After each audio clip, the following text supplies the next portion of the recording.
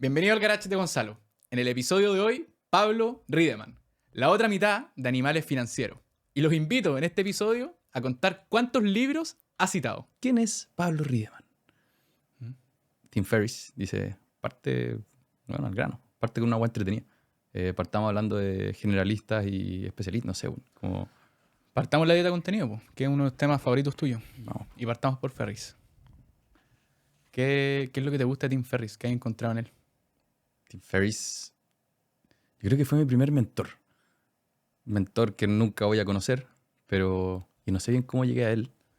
Probablemente por el newsletter que tiene el 5 Bullet Friday. Muy fácil de leer, muy fácil de digerir.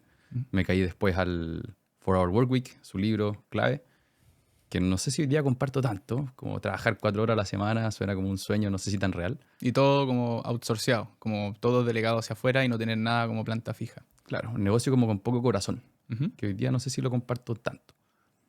Pero después me caí en el podcast. Y este compadre es el maestro de los podcasts, es un muy buen entrevistador y es una persona que le da lo mismo experimentar y explorar distintas cosas. Y eso creo que me chocó mucho. Yo que venía del mundo de la ingeniería, hijo de médico, ciudad chica, como que mis opciones no eran muy grandes.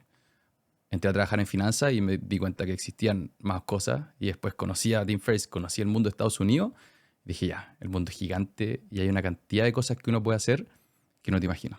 Hasta que las escuchas y ves que alguien la hizo. Y, pero Tim Ferriss es contenido en inglés. ¿Cómo, cómo tú que decís que vengo de, no sé, del sur, llegaste a consumir el contenido de Tim Ferriss en ese formato y te atrajo y dijiste ya lo voy a tomar como mi mentor? ¿Cómo pasó eso? Yo creo que uno de los mejores regalos que me hicieron mis papás ¿Mm? fue irnos a Estados Unidos 2 meses cuando yo era chico. Ellos a hacer un fellow y a mí me metieron al colegio. Yo en quinto básico, el único hispanohablante y tener que hablar con todos esos gringos que mi inglés era normal, parece... ¿Sabes por qué te lo pregunto? Porque cuando vino Francisco, Francisco Verdugo, tu socio en Animales Financieros, me decía Pablito, una de las cosas muy interesantes que tiene es que Pablito consume el contenido en su formato más, más puro y de donde viene el verdadero contenido bueno, que es en inglés. ¿Cachai? Y creo que tiene mucho valor, en el fondo, poder consumir ese contenido y traducirlo y traspasarlo al español, pero con las vivencias propias. ¿Cómo Ferris en este esquema le ha pegado a tu vida? ¿O qué hay aprendido él? No sé si Ferris, pero a mí me carga ¿Mm? ver una película doblada, por ejemplo. Siento que... O consumir contenido en general, ¿Mm? porque las ideas vienen... Uno piensa muy distinto en un idioma que otro. Yo pienso muy distinto en inglés que como pienso en español o como pienso en alemán, porque estaba en el colegio alemán. Pero cuando uno pasa desde un idioma a otro, se pierden cosas o le metes una perspectiva distinta. Hay un traductor, hay una persona haciendo una pega ¿Mm? de esta persona quería decir esto y después yo recibí esto otro, como el juego del teléfono. Entonces, cuando uno empieza a consumir, o en mi caso, empecé a consumir las ideas del contenido en inglés en su forma pura, mi cerebro empezó a cambiar y empezó a pensar en esa forma también. Y a mí me encanta escuchar podcast y la gracia que tiene un podcast es que uno, después del capítulo 30, ¿Mm? vamos a llegar al 30 acá, empieza a pensar un poco como la persona que estás escuchando. Y si eso lo pasas por un traductor, creo que es distinto. Entonces, es un poco, creo que las ideas es lejos lo que más me interesa y en su estado más puro es la forma más interesante. ¿Y qué rol, perdona que vuelva a Ferris, pero qué rol toma él como mentor tuyo? Yo consumí muchas horas de él. ¿Para entender de negocio? ¿Para entender de sistemas? ¿Qué era lo que te llamaba tanto la atención de este gallo finalmente? Buena pregunta. Yo creo que sus sistemas como de productividad más allá de los negocios. ¿Mm? Tim Ferriss tiene un libro que es el 4 Hour Body y el 4 Hour Chef. Y que, bueno, aplica los principios que aprendió en el resto de su vida en estas otras cosas. ¿Cómo puedo obtener la mejor calidad de ejercicio en el menor tiempo posible? Y experimenta con unas cosas muy locas. De hecho, también en aprender un nuevo idioma, él aprendió japonés en, no sé, 3 meses. Creo que sí, alguna vez. Porque tomó, él decía, el 80-20. A mí me mueve mucho también la regla del 80-20 Pareto. ¿Cómo hago lo que en verdad da resultado con el menor esfuerzo posible. Y eso es muy Tim Ferriss y al final uno lo puede aplicar en prácticamente todo. Y aparte Ferriss, parecido a este podcast también, pura entrevista. Entonces las personas que llegan a Ferriss, yo después consumía su contenido. Otro de sus libros es el Tool of Titans o el Tribe of Mentors, que son Bueno, pura entrevista. me acabo de comprar el Tool of Titans. Bueno, me gusta más el Tribe of Mentors, pero el Tool of Titans, claro, al final va un poco por estos protocolos estilo Uberman y el Tribe of Mentors va más por consejos. Y los consejos es cuál es el libro que más has regalado, si pudieras tener un cartel en la carretera como publicidad, ¿qué harías? Y es interesante igual ver qué es los puntos en común, pero también él me dio la raíz para después yo influenciarme por una persona u otra. Probablemente descubrí a Uberman yendo a Ferris. Listo, consumí 20 capítulos de Uberman. Y así creo que ha sido un mentor porque fue el meta-mentor, el que después me llevó a todas las otras cosas que influenciaron mi forma de pensar. Claro, fue el primero que te abrió las puertas a todo este contenido en inglés de súper alta calidad y que te fue abriendo la cabeza para estudiar o para aprender de otros nichos. Y en esa búsqueda de otros nichos, ¿encontraste a Jobs también? Steve Jobs, bueno, es como quizá el más conocido del mundo. Mi papá tenía la biografía, me acuerdo que la leía. No me acuerdo bien cómo caí al momento en el que uno se obsesiona un poco por las personas, pero yo creo que fue cuando estaba trabajando en Colossus, que es productora de podcast en Estados Unidos. Mi idea era armar una base de datos de mentores dentro de esas Jobs. Y partí por esa, de hecho. Y Jobs tiene 20 libros escritos sobre él, 2 películas, infinitos podcasts. Y el Inception de ese no fue Tim Ferriss, sino que fue mi máximo mentor, que es mi papá. En cuarto medio me puso la charla de Steve Jobs, el commencement speech en Stanford, que ahí es donde dice las típicas cosas que escuchamos de los puntos en hacia atrás y cuenta 3 historias, como que es de las mejores charlas yo creo que Bueno. uno puede ver, si es que no la han visto, veanla. Y ese fue un Inception que se quedó latente mucho tiempo. Y después cuando me leí un libro de Ken Kosienda, que era un desarrollador que trabaja él hizo, no sé, el teclado del iPad. Ese fue su aporte. Y cuenta muchas historias como singulares de Jobs. Después apareció este libro cuando apareció como hace 2 años, creo, el Make Something Wonderful, que es el Steve Jobs en sus propias palabras. Se mandaba mails a sí mismo, le mandaba correos al equipo de Pixar. Y cuando empecé a ver como esas capas del Jobs más real y no el de las películas, fue muy influyente en este compadre. En verdad venía de otro mundo, imaginó un futuro en el que hoy día todos estamos viviendo. Apple siendo de las compañías más grandes del mundo. A mí me pasa con Jobs que una de las... Hay 2 cosas que siempre se me han quedado marcadas de él, que es cuando dice los puntos solamente se unen hacia atrás. Y por otro lado, que la vida, no me quiero ir con Graham Weaver todavía, pero la vida, si uno es suficientemente intencional y pregunta, es como meterle el dedo a un globo. Y que si uno le mete el dedo al globo, siempre pasa algo. Y este gallo tenía esa virtud de hacer preguntas, ser súper al grano, y hacía que pasaran cosas. En esta línea, ¿qué has hecho tú en tu vida de aprendizajes que has tomado de Jobs? Hay uno muy grande, que es en ese libro, en el Make Something Wonderful. Él dice, mira cualquier cosa. Estás en el supermercado, estamos aquí grabando esto. Acá hay un brazo del micrófono, está el micrófono mismo, está la mesa. Cada una de esas cosas la hizo una persona que no es más inteligente que tú. Sí. La hizo una persona que podría ir perfectamente haber sido tú. Y antes de ese mensaje, yo creo que yo pensaba como, a mí no me da. Quizás lo que dice el Nico Orellana, el síndrome del impostor. Y lo vi y es verdad. O sea, al final, otra forma es aprender de gente que la ha hecho. Yo escucho un podcast que se llama Founders, que cuenta la historia de gente que ha hecho cosas muy grandes. Y ves que todos partieron de una forma distinta, pero se atrevieron, entraron a la cancha. Entonces yo creo que eso ha sido un poco el sesgo a la acción, el sesgo a creérsela. Y que el mundo está hecho de gente creativa nomás, pero que se atrevió. Y yo creo que fui muy tímido por mucho tiempo. Y ahora los últimos 2-3 años he sido más atrevido, quizás gracias a Jobs. Y es impresionante cómo es así. Y uno aprende adentro. Uno no aprende mirando, no aprende con ideas, no aprende consumiendo, sino que aprende creando. El hacer genera momentum porque genera información que genera de nuevo las ganas de hacer y eso es una rueda que finalmente no para de crecer. Pero ¿en qué momento dijiste que, claro, antes eras muy tímido? Tiene que haber un momento de inflexión en la historia en que decidiste ser el Pablo Riemann de los animales financieros, el Pablo Riemann que está acá. ¿Cuál fue ese momento? ¿Existe? ¿Hubo un cambio, un punto de inflexión? No sé si un cambio, punto de inflexión. Creo que ha sido súper, súper gradual. Como progresivo. Claro, creo que todo parte cuando entro en mi primera pega en DBA y me doy cuenta que hay gente mucho mejor que yo y digo, esto no puede ser. Venía de una buena U, buen colegio, me dio bien, pero normal. O sea, medio un poco mediocre, yo creo, como nunca me esforcé realmente hasta ese momento. Y ahí tuve dos muy buenos primeros jefes, que uno me llevó al camino del CFA. El CFA es un examen del mundo financiero para estar certificado internacionalmente, que son 3 exámenes en verdad. Cada uno tiene que estudiar 300 horas en promedio para sacarlo.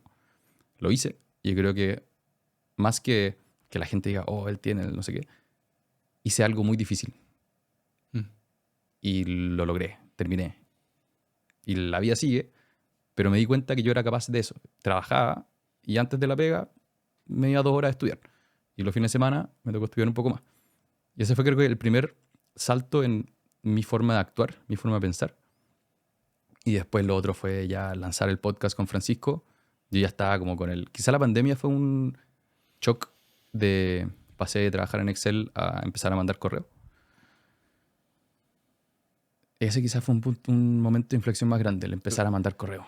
Uno no se da cuenta, pero de repente cuando empezáis a hacer memoria, empezáis a encontrar esos puntos. Sí.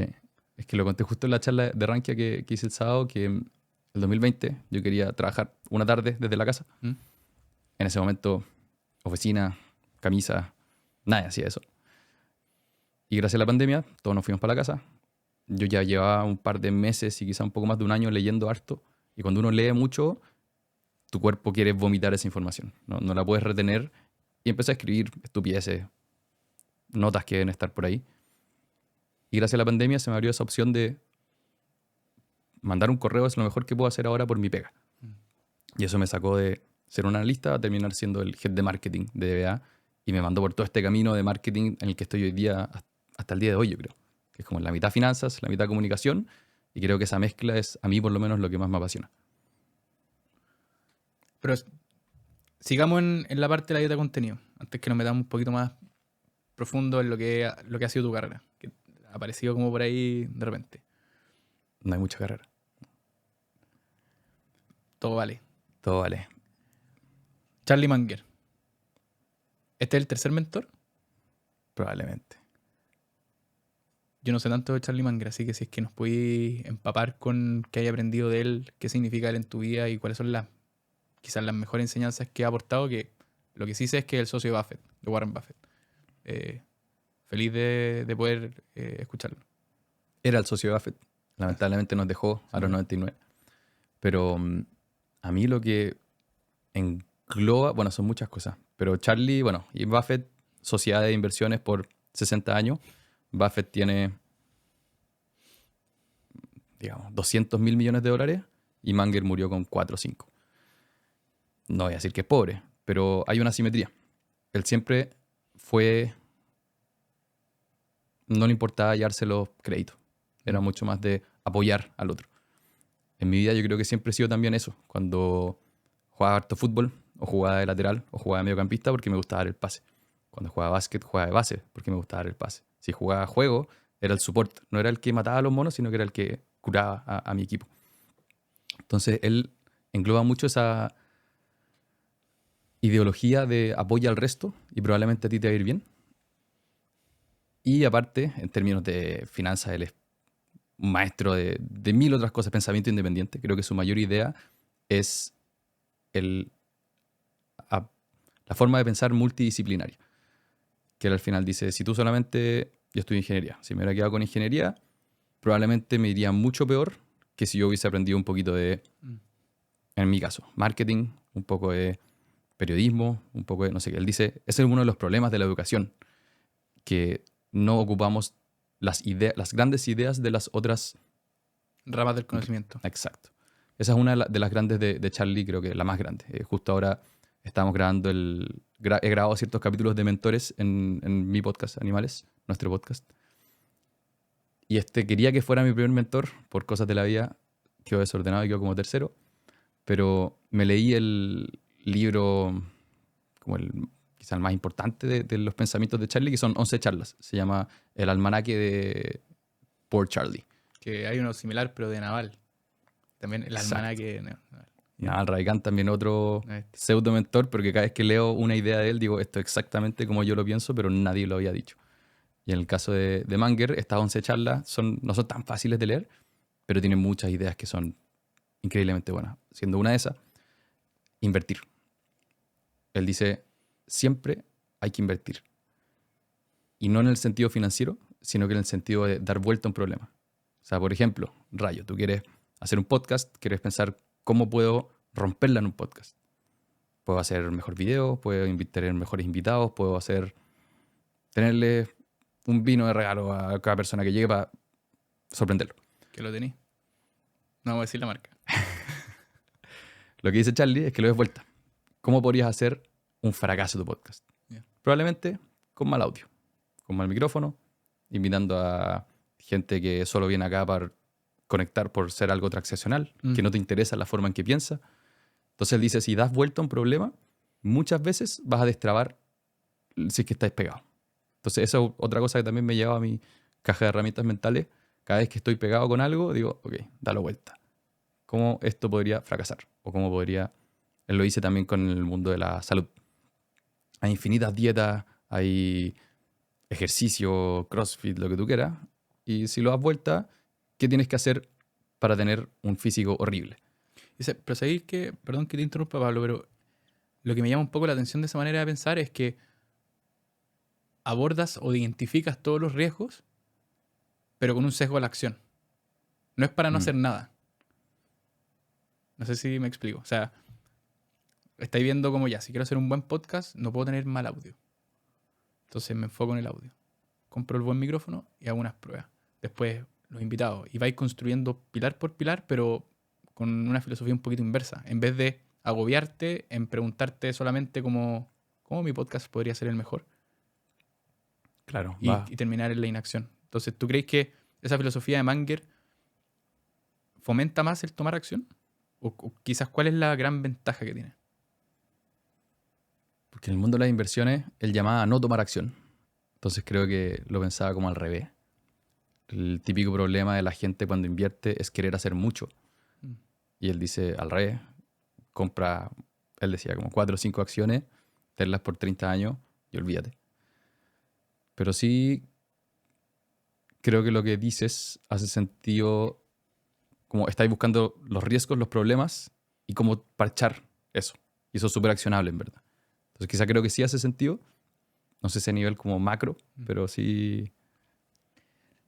Y sabes la otra cosa que me llama la atención, yo creo que no tenemos tiempo para hablar de todos los mentores, pero que hay construido mucha de la influencia y de la forma que tomas decisiones con gente que no conoce.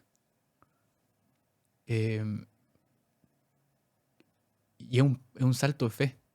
Estás confiando mucho que es lo que hablábamos un poco antes, de quizá el día de mañana vamos a estar influenciados por inteligencia artificial o por datos o por cosas que nos van a hacer tomar decisiones, ¿cierto? Este es como un paso previo. ¿Por qué tomaste ese camino y no te fuiste por el tradicional de decir, ¿sabes qué? Voy a buscar mentores como del mundo real, gente que tenga más cerca, y voy a ir a buscar a estos gallos que son unas eminencias, pero están en otra esfera? Culturalmente quizás sus sociedades funcionan distinto. ¿Cómo tomaste esa decisión de incorporarlo a tu vida? Uno, porque no tenía un podcast y no tenía forma de llegar a ellos, yo creo. Es muy difícil llegar a un mentor muy capo si es que tú no eres nadie. Sí, correcto. O tienes que ser muy atrevido, y quizás yo no era lo suficientemente atrevido. Lo otro es que, o dos, las ideas que llevan mucho tiempo dando vueltas probablemente son ideas que valen la pena. Por ejemplo, el libro de Andrew Carnegie, el cómo hacer amigos e influenciar a personas, es un libro que tiene 100 años. Y es un libro que se lo puedes recomendar a cualquier persona y te va a decir, este libro es increíble. Sigue funcionando. Entonces, ¿por qué voy a sesgarme con lo que crea una persona que puede ser muy buena, pero puede haber tenido mucha suerte, versus un mensaje que alguien lo ha dicho por 100 años y sigue siendo igual de relevante. Yo creo que va un poco por ahí de... Por eso me encantan los libros también. 10 años de conocimiento condensados en 200 páginas que para ti son 10 horas de lectura. No sé si hay una forma más densa de encontrar ideas buenas que un libro. Y eso creo que al final me llevó a los mentores y la mejor forma de consumir contenido de un mentor que probablemente está muerto es a través de un libro. Sí. Quizás en el futuro va a ser distinto, porque más van a tener podcast, van a poder hacer cosas con inteligencia artificial, pero hasta el día de hoy creo que los libros son lejos la mejor fuente de mentores y de inspiración. El Nico una vez dijo como... Nico Orellana dijo que leerse un libro es como conversar con los muertos. Él lo he leído varias veces. Creo que el David Senra decía... David Senra es el que hace Founders, este podcast que se lee una biografía toda la semana. Y no solamente conversar con los muertos, sino que se ha leído 5 biografías de Steve Jobs. Él sabe cómo pensaba Steve Jobs. Cada vez que él tiene que tomar una decisión, él cierra los ojos, se sienta en una mesa imaginaria y está con Steve Jobs, con la persona que se te ocurra, hasta con Gandhi, no sé. Walter Isaacson, el que le hizo la biografía a Jeff Bezos también. Ese compadre, tener un cerebro privilegiado por todas las conversaciones que ha podido tener. Pero esa es un poco la gracia, de tener un modelo mental de ellos metido en tu cabeza, listo para el momento en que lo quieras usar. Mentores. Mentores en otro idioma.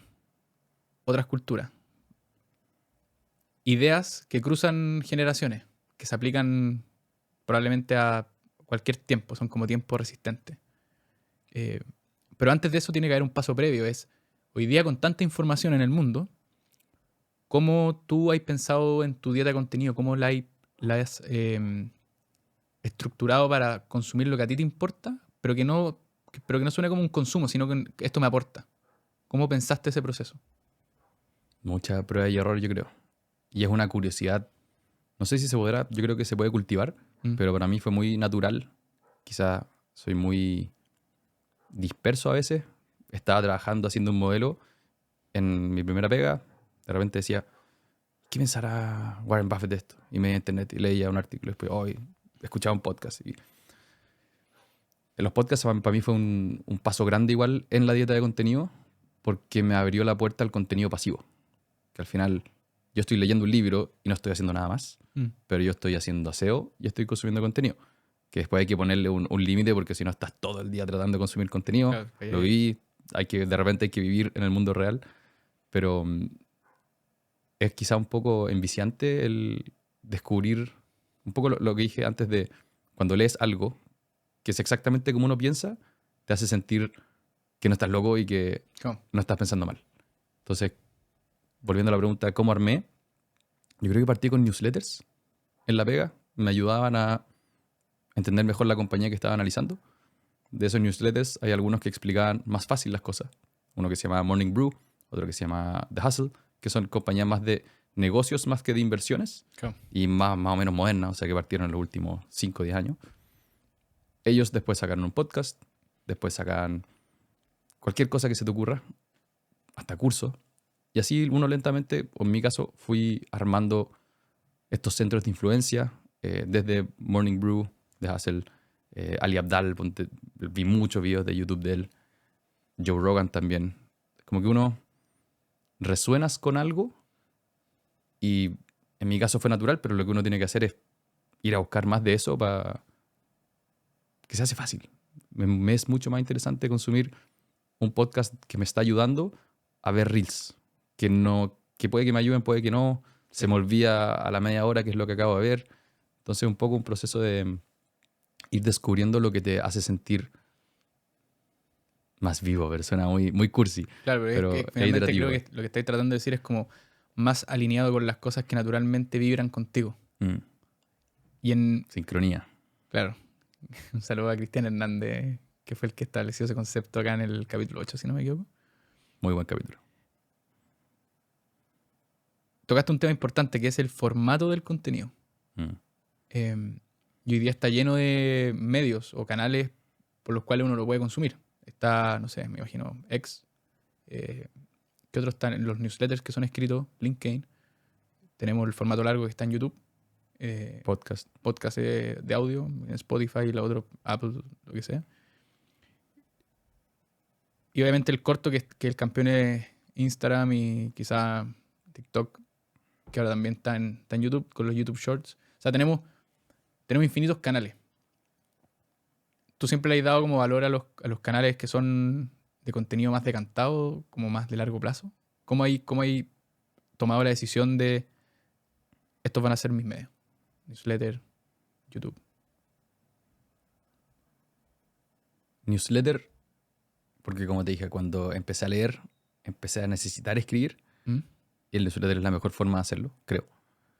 Traté de hacer un blog, también partí por ahí. Nunca supe muy bien cómo hacerlo, cómo distribuirlo. Trato de decantarme hacia contenido más largo y más depurado, como los libros en general. Trato de evitar el contenido corto, TikTok, Instagram, YouTube. Obviamente caigo, le tengo que poner a mi celular una restricción de cuántos minutos puedo estar al día en estas cosas. TikTok no lo puedo tener derechamente en mi teléfono porque es demasiado bueno.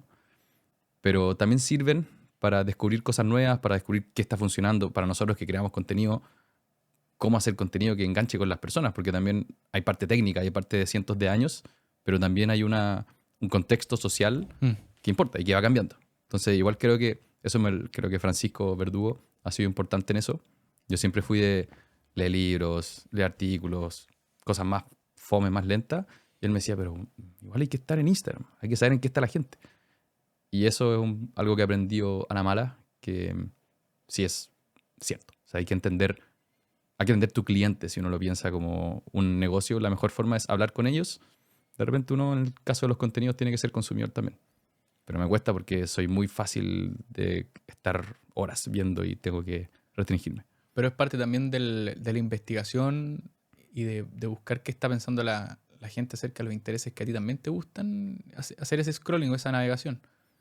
Esa sería la forma de yo justificar estar una hora viendo videos de fútbol en el teléfono. Claro, si estáis viendo videos de gente bailando en TikTok y sabéis que no te está aportando nada, ahí ya la estáis embarrando un poco. Exacto, pero sí, por ejemplo, MrBeast ¿Mm? tiene contenido que no es mucha proteína, no es mucha carne, pero es el mejor contenido hoy en día de cómo agarrar la atención de una persona.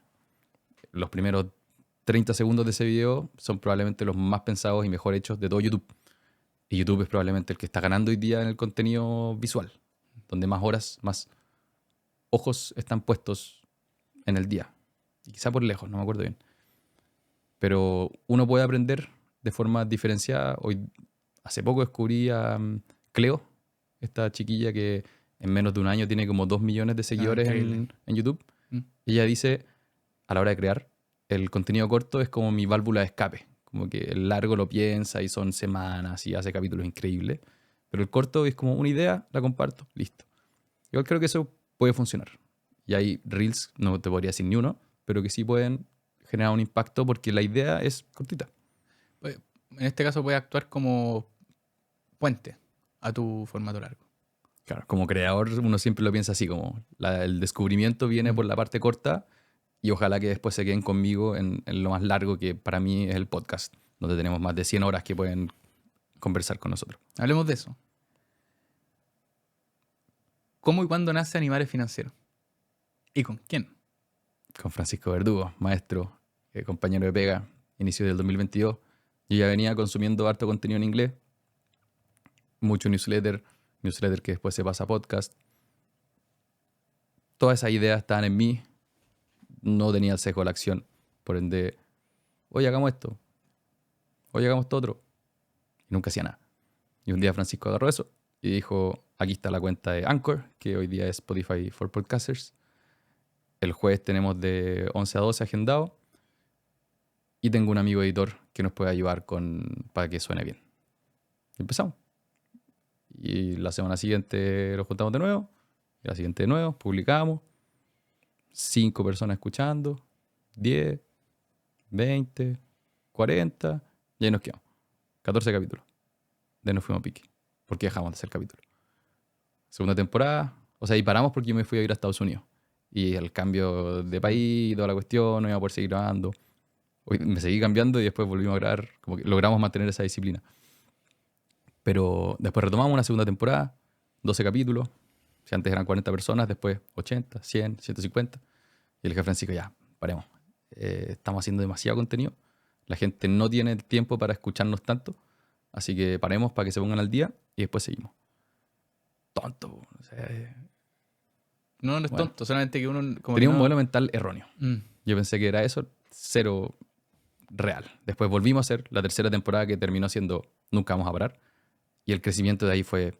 Ahora uno va alejando el zoom y se ve una línea recta. Tiene sus vaivenes, pero es impresionante como el no parar fue demasiado importante y seguir haciendo. Volviendo a MrBeast, él recomienda a 100 piezas de contenido y en cada una mejora un pelito. Mejora la luz, mejora el guión, mejora el thumbnail, mejora lo que sea. Cuando llegues al 100 va a estar ok. Nosotros llegamos al 100 y creo que efectivamente la Mucho vida más. de hoy es muy distinta a la vida de inicio del 2022 cuando empezamos este proyecto. Uy, quiero entrar ahí de lleno. Ayúdame si me voy por las ramas. A eso venimos. La vida ha cambiado desde el 2022 hasta la fecha. ¿Se han abierto puertas? 100%. El sábado estuve hablándole a 500 personas en vivo en el evento de Rankia. Hace 2 años yo no era nadie y sigo siendo nadie. Ese tipo de cosas es como un ejemplo súper claro de, bueno, hoy día soy independiente.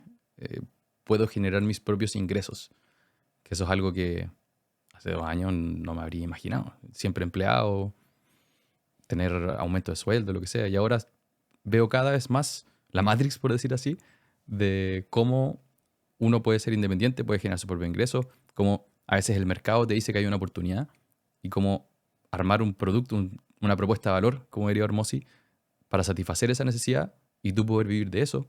Todo ese tipo de cosas no tenía idea antes de empezar el podcast. No sé si será el podcast o no. Y el mismo podcast, por su formato, nosotros no hacemos solamente entrevistas, sino que también hacemos solamente conversaciones entre nosotros. Mm. Algunas estoy yo solo.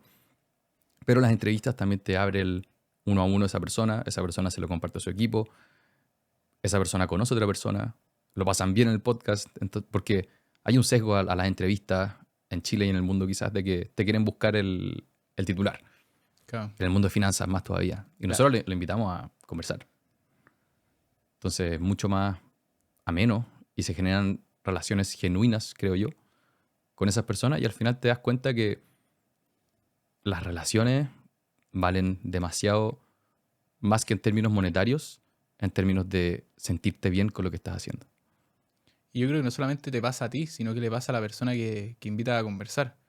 El hecho de que lo que acabáis de decir de no estás buscando la pregunta incómoda, no estás buscando la pregunta gancho para llamar la atención, sino que estás buscando quizá una historia, algo más decantado, mejor construido, que la otra persona se exprese y que en ese camino los dos lo pasen bien. Y eso eventualmente va a formar una relación genuina que va a hacer que las puertas se abran para los dos. ¿Tiene Claro. que ver algo eso con los juegos infinitos? Temazo. Me encantan los juegos infinitos. Y 100%, me acuerdo, entrevistamos a la Paulina Yasigi, presidenta de la asociación de AFP. Imagínate su día a día, ella. Mm. De estar todos los días recibiendo puras críticas de que el sistema no funciona, de que las AFP son mentiras. Ella es muy buena, ella trabajó en muchos lugares antes de estar donde está hoy día, Sí. por un buen motivo, porque es una máquina. Y nos juntamos a conversar de, oye, ¿cómo te imaginarías un sistema de pensiones ideal? ¿O qué crees que estamos haciendo bien? O cosas que también yo creo que tengo un sesgo optimista. Creo que es clave para no ser infeliz. Pero poder compartir esas ideas y esas visiones futurísticas también mejores, creo que ayuda. Y creo que eso también puede que le guste a la persona que nos escucha a nosotros. Que hablamos de cosas, no hablamos de la seguridad que está mal en el país, el desempleo, sino que, oye, esto está bueno, esto está pasando. El libro Factfulness de Hans Rosling, increíble. Son, creo que, 10 formas en las que el mundo está mejor que uno cree. La pobreza del 1950 del mundo era 30%. ¿Cuánto crees que hoy día? 1%. Son cosas que en verdad te abren los ojos de, oye, hemos avanzado. Sí, el problema es que proporcionalmente el impacto de la media es mucho más como enfocado en noticias negativas, entonces la gente debe andar pensando todo el día que estamos más mal nomás. Y eso, lo que dice Cleo, esta chiquilla de YouTube, Sí, ella parte su canal que se llama Huge If True, o como sería gigante, sí es gigante verdad. si es que es verdad, porque ella trabajaba como periodista en Vox y decía, mi pega es muy negativa. El sesgo de los medios, como dijiste, es muy negativo. Y yo estoy jugando como un rol en eso. Pero creo que es mucho más importante y con más impacto ver estas cosas increíbles que estamos haciendo como humanidad y explorarlas. Y su canal es eso, es el sesgo positivo a lo que está pasando en el mundo. Y eso resuena mucho conmigo también. Tratamos de hacerlo en DBA, así agarramos una sección que se llama Tendencias, como noticias positivas. No pudimos mantener la disciplina, pero sigo muy alineado con esa idea de que hay que buscar el lado positivo del futuro. Metámonos ahí un poquito, antes de volver a los animales. DBA fue tu primera casa, digamos, casa profesional. Ujú. Pero ¿qué estudió Pablo Riedemann y cómo llegaste a DBA y qué hiciste ahí? La introducción que no había que hacer al Que no había que principio. hacerla. Yo estudié ingeniería civil industrial en la Católica. Mención transporte. Nunca me interesó mucho la parte de transporte. Era transporte y logística. La parte logística sí me interesaba. Antes de eso estudié en el Colegio Alemán de Temuco. Soy nacido y criado en Temuco. Linda ciudad. Contaminada. Uf, Y buenos para la leña. bueno para la leña. Y después Pero en... gente buena onda. Sí. Cada vez que vuelvo a Temuco, ahora vengo de Temuco, vuelvo con el corazón bien llenito. Así que es bacán volver a las raíces también, que es otro tema. Pero después hice mi práctica en DEA Capital. Eh, Fui a mi entrevista de práctica con el pelo largo y era una colita. Y me acuerdo de una reunión que se sentó uno de los socios, revisó mi currículum y dijo, un currículum bastante escueto. Y ahí me preguntó alguna otra cosa. Y yo en la universidad no hice mucho, o sea, no había encontrado un poco mi sentido de propósito. Mm. Pasaba los ramos, bien, pero nunca encontré algo que en verdad me moviera.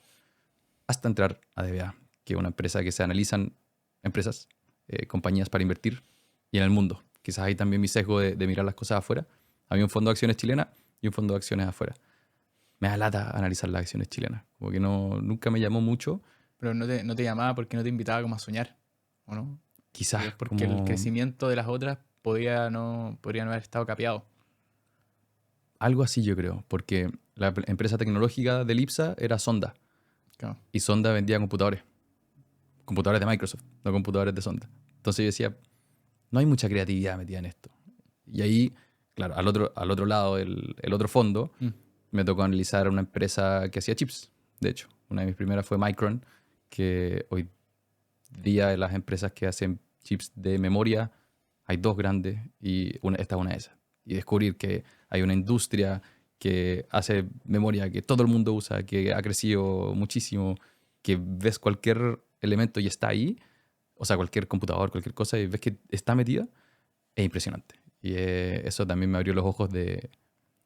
Eso creo que fue mi primer gran aprendizaje de DBA y quizá para cualquier persona que entra al mundo de las inversiones en acciones, Mm. es que las empresas mueven el mundo. O sea, al final, este micrófono lo hizo una empresa, tal como personas pensaron en la idea en un principio, empresas llevaron a que eso se masificara. Y yo pasaba por el supermercado como un cabro chico, viendo las galletas. Las galletas, ah, mira, son de PepsiCo. Y después y empecé a armar como un mapa de cuál hay una empresa que es dueña de todas estas cuestiones. Muy entretenido. Y eso me despertó con la idea de investigar. Fue cuando descubrí estos newsletters y que después me empezó a llevar a la parte más de marketing. Pero claro, ahí hay como dos Pablo Riemann. Está el Pablo más mirada en general, el Pablo que analiza, que hace números, y después nos encontramos con el Pablo artista, que quizás es el que está sentado acá. O más, con más tendencia a ser más artista. ¿En qué momento pasó que empezaste a liberar más ese potencial tuyo?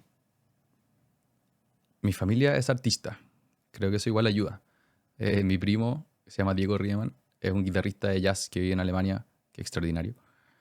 Tengo primas también que se dedican a cosas un poco más artísticas. Yo creo que soy por lejos el más cuadrado de la familia de mi papá. Y se empezó a destapar después de leer, yo creo.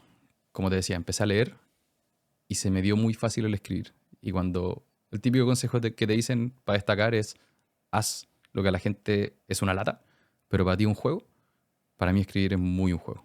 Obviamente es horrible sentarse a una página en blanco y tener que terminar algo, pero se me hizo muy fácil. Y por eso partí con el email marketing, partí haciendo un newsletter, con las ganas de hacer un blog. Nunca pensé en hacer un libro y ahora tenemos uno casi listo, así que eso también se dio como más o menos natural. Pero consumir contenido de calidad en formato libros despertó en mí el creador o el que quería compartir algo. Porque al final, si uno consume mucho contenido y no hace nada, no sirve mucho, no sirve nada y te Probablemente sientes, perdiste el tiempo nomás. probablemente perdiste el tiempo. Y mi forma de hacerlo fue en un principio escribiendo. Hay gente que lo hace y lo transforma en podcast, en reels. Hay gente que lo transforma en newsletters. Pero creo que ahí tenéis algo muy, muy bonito porque no soy un maestro, pero estoy practicando, que es escribir. Y escribir genera mucha claridad y además genera una sensación de que uno le va sacando cosas a la mente. Y ese rico proceso de aprender cosas nuevas, depurarlas en tu cabeza y después sacarlas, creo que es un proceso muy, muy enriquecedor. ¿Cómo, cómo te pasó a ti eso? Te das cuenta que no sabes nada. Si tienes, cuando empezás a hacer los newsletters o escribir una columna de lo que sea, escribes 2 párrafos, que es lo que te da vuelta a la cabeza todo el rato, y llegas hasta ahí y es como, ok, eso es todo lo que sabía.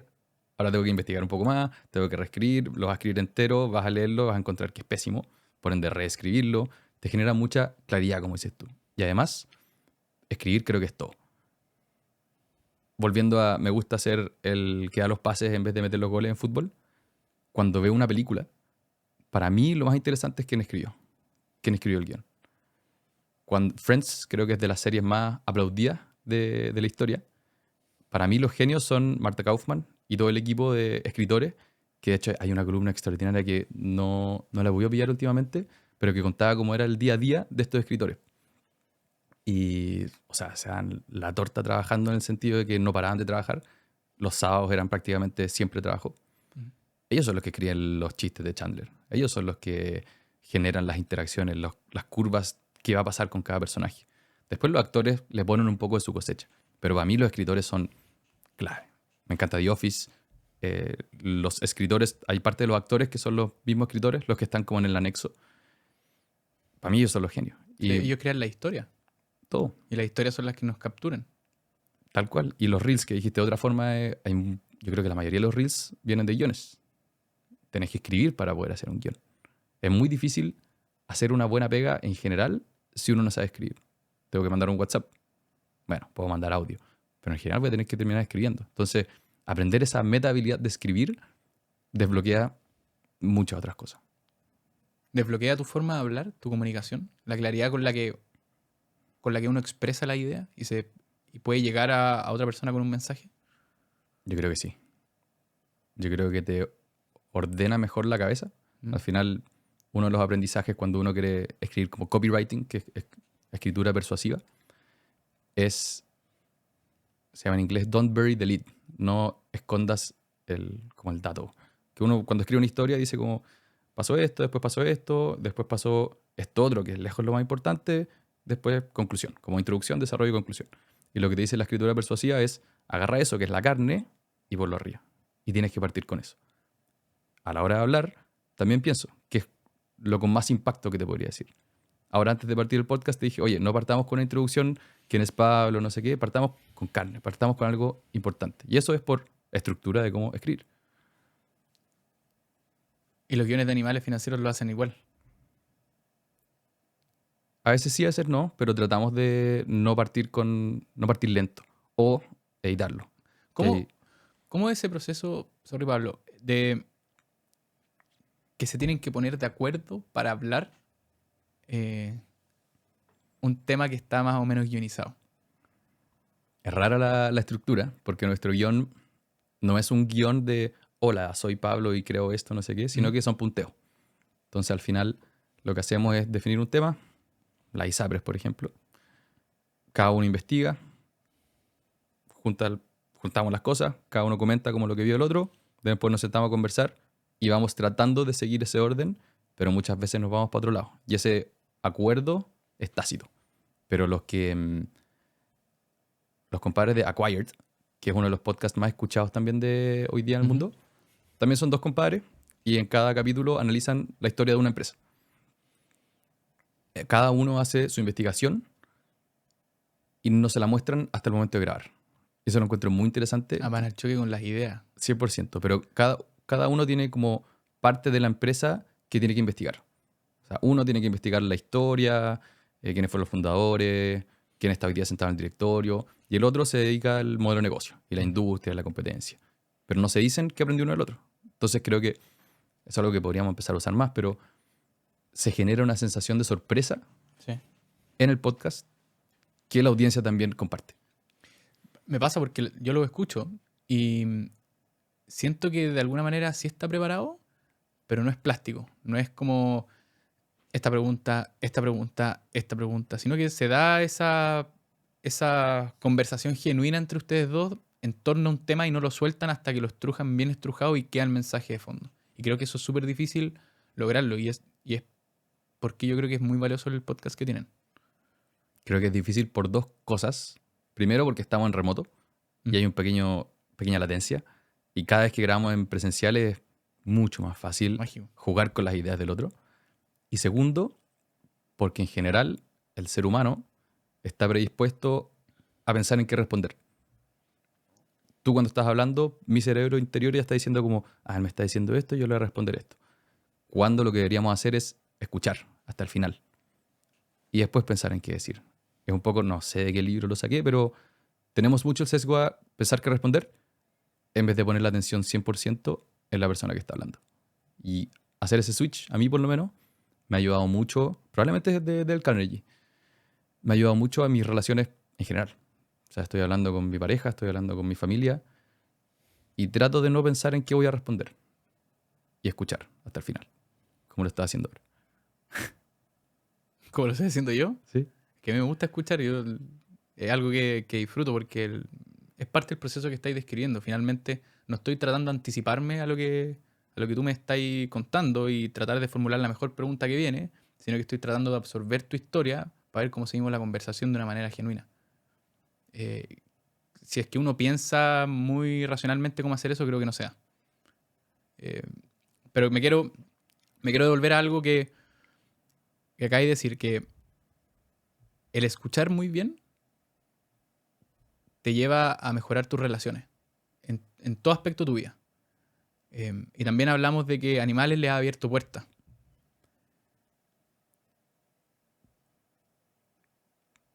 ¿Te has juntado con gente que crea contenido? ¿Has encontrado grupos de pares para expresar esta idea, que te escuchen y que no necesariamente sean parecidos a ti? Ya pensé lo primero en el grupo de creadores de contenido Oceans, donde nos conocimos. Pero ahí no sé si comparto tanto mis ideas. Y después pensé que dentro de animales, el proyecto más grande, yo creo, de este año, sin querer, fue crear una comunidad en WhatsApp. No de las comunidades en las que solo hablan los admins, sino que todos pueden participar. Ujú. Que todos me dijeron que no lo hiciera porque te volví loco. Pero ahí es donde muchas veces ah, tiro una idea y alguien responde o alguien sugiere algo. Y ha sido un poco mi primera forma de probar algo. Después está lo que hacemos en animales, el curso que hicimos, lo que estoy haciendo yo por paciente y planificación financiera. Pero ese creo que es mi lugar número uno para testear las cosas, porque aparte estoy viviendo afuera y no tengo la vida social que tenía en Chile. Por un lado, es más fome. Por otro lado, regaló mucho tiempo para investigar y leer y avanzar un poco más en mi forma de pensar las cosas. Entonces, uso más estas formas virtuales para testear, pero quizás me falta algún lugar, no sé, creo que he hablado lo suficiente de mis ideas y como hablamos harto en el podcast, hablo harto mis ideas ahí mismo. Y es parte importante también de que si se nos ocurre algo, lo decimos, no lo guardamos, no lo editamos.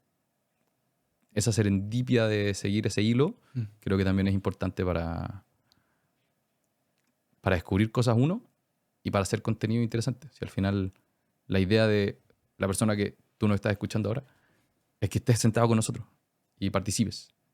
Y eso creo que al principio lo escuchaba como muy cursi, muy vende humo, pero es cierto. Al final hay ciertas formas de interactuar, incluso en un formato en el que estamos nosotros dos conversando.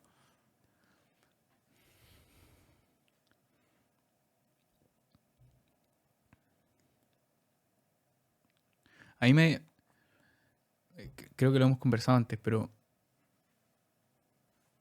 me atrapa la idea, y todavía no la entiendo tan bien, porque no tengo la propia, eh, del poder de las comunidades.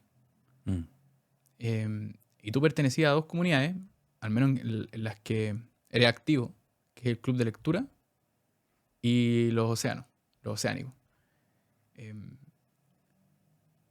Y son dos comunidades muy distintas. Una está enfocada en libros y la otra está enfocada en creadores, que no necesariamente hacen todo lo mismo, pero los une este punto en común, que es de qué manera podemos llegar con nuestro mensaje a través de probablemente todos los canales posibles al mundo y crecer como marca personal. ¿Qué hay aprendido que sea muy valioso de cada uno de estos grupos?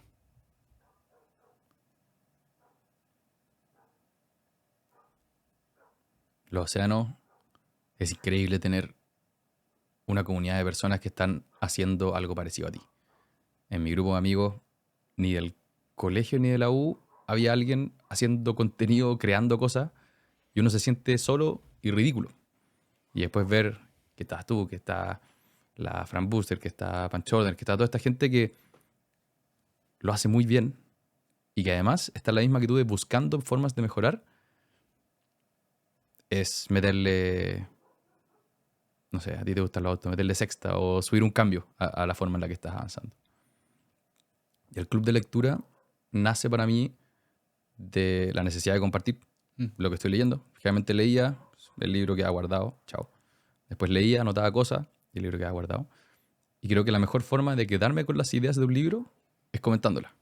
Y el club de lectura han existido desde cientos de años. Creo que, claro, creo que se usa como motivo de junta social incluso hace mucho tiempo.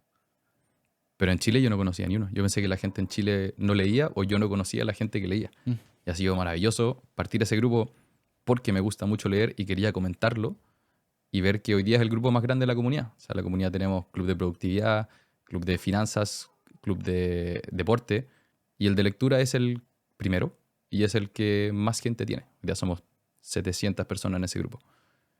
Y vamos leyendo un libro al mes, que no es tanto, para alguien que nunca ha leído es muchísimo, Sí. pero un libro al mes son 10 minutos al día de un libro. No es más que eso. Quizás sea un poco el concepto de disciplina, pero a mí me ha entregado mucho comentar los libros que leo, porque si no se me olvidan las cosas. No tengo muy buena memoria, pero tal como ahora hablamos de Charlie Munger y de Steve Jobs y las cosas, yo no me acordaría de eso si no hubiese hecho algo con ese contenido. Y el club de lectura me da eso. Para la gente curiosa, yo nunca he estado en un club de lectura, no sé cómo funcionan.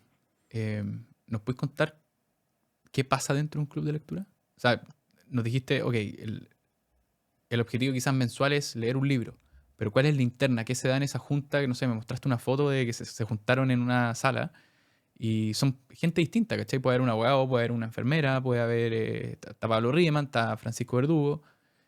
¿Qué dinámica se da en eso? Yo nunca he estado en un club de lectura tampoco, así que me tocó googlear, chatgptear hoy día, qué hacer, cómo son las dinámicas. Y hay distintos formatos de club de lectura. Había uno que nosotros no hacemos, que igual encuentro interesante, que cada uno lee su propio libro y llega a la reunión, de hecho lo dijo la Lina en el grupo de los oceánicos, cada uno se lee su libro y llega a comentar lo que aprendió. Que lo encuentro interesante porque uno se nutre de ideas que alguien ya filtró y después si es que te interesa, lo lees y profundiza. Como lo hacemos nosotros, es un libro al mes que se elige por votación en el grupo de WhatsApp. Vale. Yo elijo ni tanto, pero si recomiendan, no sé, 8 libros, yo elegí los 4 que más me tincan o que no he leído o que creo que pueden aportar más a la conversación. Se había participado en un club de lectura antes en DBA, que murió, creo que porque elegimos malos libros. Entonces ahora estoy muy atento a que los libros que elijamos, primero, no sean Biblias, no sean de 800 páginas. Mm. Tengo el filtro también de que tienen que estar en español, porque si bien a mí me gusta leer las cosas en inglés, a la mayoría no. Entonces, si es que por lo menos está la opción de leer en español, lo hacemos. Y no mucho más que eso. Quizás como si alguien recomienda un libro que verdaderamente no me llama la atención, lo voy a cortar. Y dentro de la reunión tuvimos ahora una presencial, pero fue la primera presencial y fue mucho más fácil. En teoría duran 1 hora en general. Esta duró 2 horas y media. Serendipia. Y es serendipia. Y después nos fuimos a tomar una cerveza. Oh, qué lindo, weón. Y online, al final lo que yo hacía en un principio, no sé si lo voy a seguir haciendo, pero preparaba una presentación que tenía al principio información del libro. Este es el autor, ha vendido tantas copias, ha escrito estos otros libros por si les interesan. Después, estas son las 5 ideas más importantes del libro, creo yo. Busco un poquito, los pongo ahí. Y después ponía 10 citas del libro. Y esas las vamos comentando a medida que como que vamos pasando. Al final, y mi idea, también sí, creo que lo voy a seguir haciendo, pero al final los últimos 15 minutos, armar salas de reunión chicas para que todos participen. Porque creo que es importante no ir solamente de oyente, sino que participar. Por lo mismo, yo armé el grupo para comentar las cosas porque me quedan más los mensajes. Es duro cuando te obligan a participar. Sobre todo yo soy introvertido, entonces me genera esa ansiedad o incomodidad. Pero creo que uno se acuerda y aprende mucho más de esos momentos. Entonces trato de generar un poco esa dinámica. Me quiero pescar ahí un poco. Que hay algo súper valioso que dijiste. Me puedo poner incómodo más fácil porque soy introvertido. Y yo creo que la gran mayoría de las personas nos da susto hacer algo que no hemos hecho antes. Y no necesariamente tiene que ver con que seamos o no introvertidos. ¿Cómo hay descubierto desde tu vereda cómo dar esos pasos? Para perder el miedo. Leyendo. Creo que no sé si fue un libro, un artículo que decía, yendo al ejemplo de la discoteca. ¿Mm? Siendo un hombre en la discoteca es duro. Por lo menos mi experiencia en la que uno lee, 50 veces que uno pide salir a bailar, 49 veces te dicen que no. Uno aprende a enfrentar el rechazo, pero lo que decía un poco este artículo es, si esa una termina siendo tu esposa, valió la pena comerse todos los rechazos. Entonces lo mismo con cualquier otra cosa, hacer un podcast. Probablemente no lo va a escuchar nadie. Mm. Pero si lo escucha alguien, si lo escucha la persona correcta, vale la pena. Y ese es un poco el sesgo que tiene nuestro cerebro, de que le duelen mucho los rechazos. Y no nos gustan tanto cuando ganamos. Un poco el Daniel Kahneman, que se ganó el premio Nobel con el Prospect Theory, nos duelen mucho más las derrotas de lo que nos gusta cuando ganamos. Y aprendí ese sesgo. Yo creo que parte importante de mi formación y mentor fue leer el Pensar rápido, pensar despacio de Daniel Kahneman. Y decir, ya, si algo pienso, no lo quiero hacer porque en teoría me va a comer un rechazo, olvídate de eso y piensa si es que sale bien. Y creo que ese es un poco el cambio de switch que fui lentamente haciendo para hoy día tener un sesgo de la acción muy grande. Porque, te lo preguntaba porque pasaste de esta personalidad, mucho miedo quizá, un saludo para el señor del miedo, Juan Pablo Gaete, Un a... capítulo. Buen capítulo. Difícil capítulo, porque es extremadamente talentoso ese hombre. Pero 85% de tus pensamientos son negativos, 95% nunca pasan, algo así era. Y yo quedé así. Muy bueno. Pasaste del Pablo introvertido con miedo a crear comunidades, a nutrir esas comunidades, y ahora hace poco te subiste a un escenario, Mm. a hablar en público. Que ese podría ser la prueba de fuego, no sé cómo llamarle. ¿Cómo le perdiste el miedo a hacer eso? Porque no había poca gente. Leyendo. De nuevo. Hice muchas presentaciones en DBA. Tenía que hacer una presentación cada 2 semanas. Después las presentaciones no eran de compañías, sino que eran de industrias. Por ejemplo, la industria del entretenimiento. Y cada vez que hacía una presentación existía el formato, como esta es la historia, esto es los números, una empresa de inversiones. Y yo empecé a hacer presentaciones storytelling.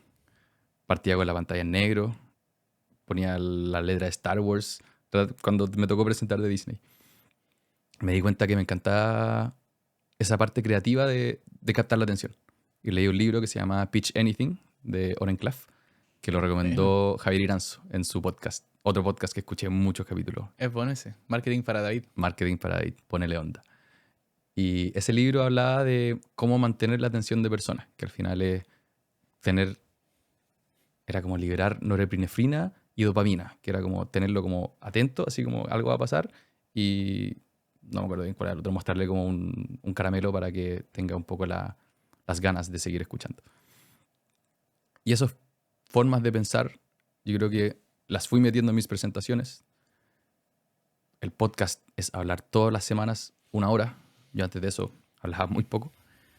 Y ahora cuando llegó la opción de hacer esta presentación, tenía el aprendizaje en DBA, el aprendizaje del framework de Oren Klaff, además de todos los newsletters que he leído sobre cómo hacer una presentación y que ya he hablado mucho tiempo en el podcast. Y aparte, para el podcast, fue gente que por primera vez nos vimos, de nada yo 20 personas que eran camiseteados del podcast, al punto que nos dijeron, hagámonos camisetas para la charla. Nos mandamos a hacer camisetas que llegaron ese día. Entonces yo me subí al escenario y dije, bueno, Pablo Reyes, Animales Financieros, aplauso. Y estaba muy fácil. Era un público muy fácil en el sentido de que no sé, eran hartas personas, eran 500, no sé. Mm. Y 20 ya me generaban como la sensación de esto va a estar bien. Y me puse nervioso 5 o 10 minutos antes porque obviamente uno se pone nervioso y se me va a olvidar la presentación, no sé qué. Pero bueno, la preparé harto. Y después tenía esa sensación de esta gente quiere que me vaya bien, no quiere que me vaya mal. Se hizo muy fácil. Qué lindo, es todo un proceso que se va componiendo hasta como un punto que lo vemos, que es esa presentación frente a 500 personas en vivo y en directo, y que todo puede salir mal, pero como los pensamientos negativos dicen, Mm, pero que no fue así. claro. Me quiero ir por otra línea. Un muy buen invitado que estuvo acá es de la filosofía de que la calidad de una sociedad se mide en base a qué hace la gente en su tiempo libre. ¿Qué hace Pablo Riemann en su tiempo libre? Bueno, se podrán imaginar ya. Leo. Salgo a caminar. Me gusta harto salir a caminar. A veces escuchando podcast, a veces no. No me acuerdo dónde vi esto, pero que lo llamaba como meditación contemplativa. Mm. Como salir a caminar y simplemente ver un árbol y ver el color de las hojas y ver la temperatura que hay y tratar de estar en el momento. Es algo que también he tratado de practicar. Siempre he hecho mucho deporte. Jugué harto pádel antes de irme a Estados Unidos. Allá no se juega pádel, así que lo tuve que dejar. Me cambié a la escalada, que ha sido mi deporte en los últimos años. Veo series. Ahora estoy viendo, por ejemplo, The Bear. Me encantan las series que están bien hechas. O sea, mi serie de las favoritas, una es Mad Men, que descubrí que No lo he visto. había un libro que acompañaba la serie. Y el libro era de un compadre que escribía en una revista, cada vez que salía un capítulo, él hacía una crítica. Y aparte de crítica, decía como el contexto social y todo eso. Y me vi Mad Men una vez, después me la vi de nuevo ahora con el libro, y era leer un capítulo y ver el capítulo. Y es impresionante lo increíble que puede ser un producto audiovisual cuando hay gente muy buena metida. O sea, hasta el vestuario, si alguien está fumando, si alguien está haciendo no sé qué, todo tenía un mensaje.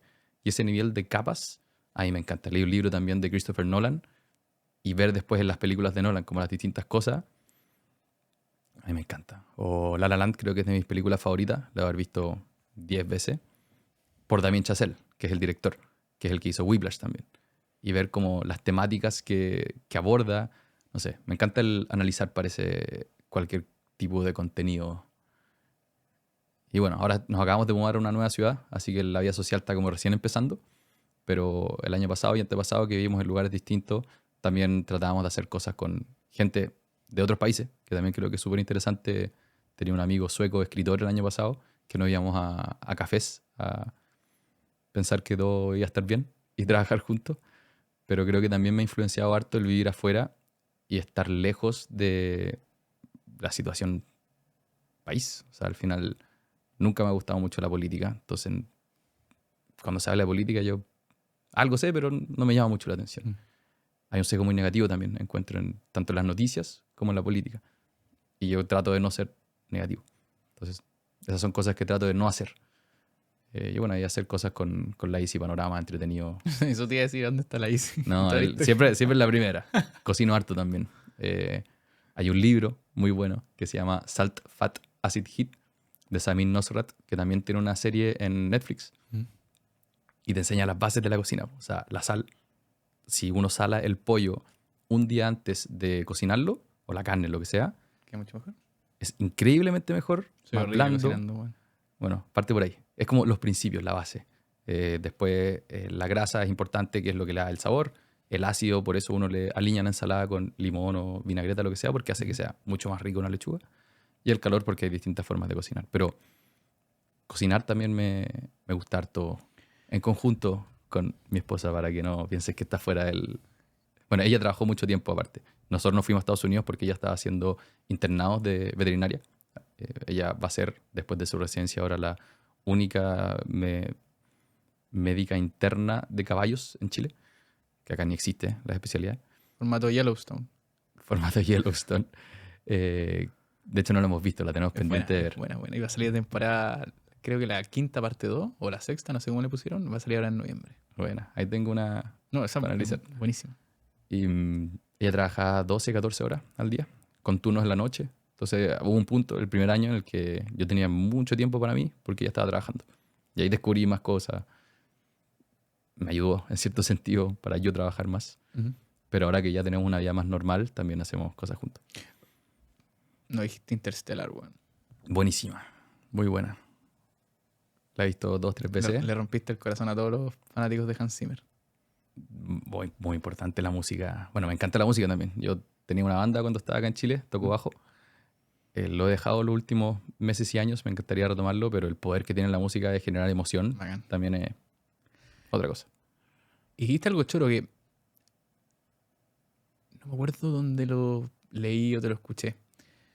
Conociste un sueco y empezaron a ir a trabajar en café. ¿Qué descubriste en los cafés? Es increíble. Me encanta el concepto de los sabáticos. Uno piensa, año sabático, ¿Mm? me voy al sudeste, Sí, sí.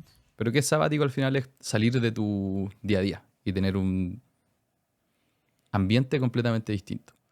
Para mí un sabático, el más fácil de empezar, es irte a trabajar a un café un día en la tarde. Y eso lo empecé a hacer, algún gringo se lo leí, y Eso te iba a decir. cuando uno va a una cafetería, muchas veces trata de no llevar el computador, ir con papel nomás. Sí. Y cambias el ambiente, cambias tu forma de pensar y tus ideas. Entonces, aparte que estar con alguien te ayuda a estar concentrado al mismo tiempo y estar en un lugar público te ayuda a estar concentrado, creo que esas tres cosas jugaron muy a mi favor de... Yo ya no tengo una oficina. Cuando uno va a la oficina, eso se genera por la misma oficina, que es algo positivo también de trabajar en persona versus remoto. Entonces tuve que suplir esa interacción o forma de ordenarme yendo a cafés o a bibliotecas. Me encanta y creo que parte de mi meta futura va a ser en cada lugar que viva o visite ir a conocer la biblioteca. Que Me gusta. tiene libros gratis y puedes trabajar maravilloso. Y en Chile en verdad no he ido ni a ni una. ¿Sabes qué biblioteca es bonita? Pero creo que solamente pueden entrar los alumnos. La de la Universidad de los Andes. ¿Sí? Hermosa. Tendremos que ir a conocer a algún alumno o Pero profe o alguien que escuche este podcast. ¿hay algún como estilo Barnes and Nobles acá? ¿La Antártica? Ah, puede ser la Quizás del... como la más grande. Bueno, la- la del Mood, pero esa. es chiquitita. Ya. Claro, el Barnes Noble tiene generalmente un Starbucks adentro y mesa, y silla, y todo. Acá no hay tanto eso en verdad. Quizás no hay mucha cultura, Falta más club de lectura. yo creo. Hagamos futurismo. Esta es la parte que me gusta porque no te tenéis que casar necesariamente con lo que pensáis. Charlie Munger dice, de las cosas más importantes no es aprender cosas nuevas, sino que ser capaz de botar tus pensamientos antiguos y reajustar. Muy de acuerdo. Así que voy a decir pura tontera ahora. No, yo creo que no. Em, hay algo que le valoro a los animales financieros, es que se abren a ideas nuevas. Estoy pensando en animales financieros. Eh, y si bien transmiten mucho el mensaje, creo yo, me corregí si estoy mal, del juego del largo plazo y cómo ganar ese juego, eh, se da la oportunidad de abrirse a cosas como Bitcoin, Ujú. para conversarlo, para entenderlo. Alguna vez me acuerdo que dijeron que el trading, no creían nada en el trading, pero empezaron a conversar con personas relacionadas al mundo del trading y si bien quizás no creen hoy día en eso, lo entienden mejor y pueden empatizar con eso. ¿Qué les pasó con Bitcoin? ¿Cómo nació esa ventana de, oye, aprendamos de eso?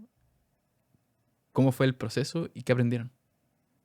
Bueno, parte antes, 2017, yo haciendo mi práctica en DBA.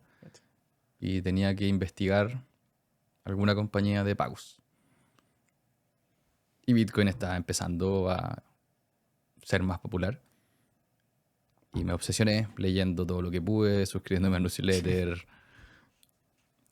al punto hasta que invertí. Me hice una cuenta en Buda, después me hice un MetaMask y traté de hacer, ¿cómo se llama? El staking. Mm. Pero estaba todo el día mirando la cuestión. Y todo el día.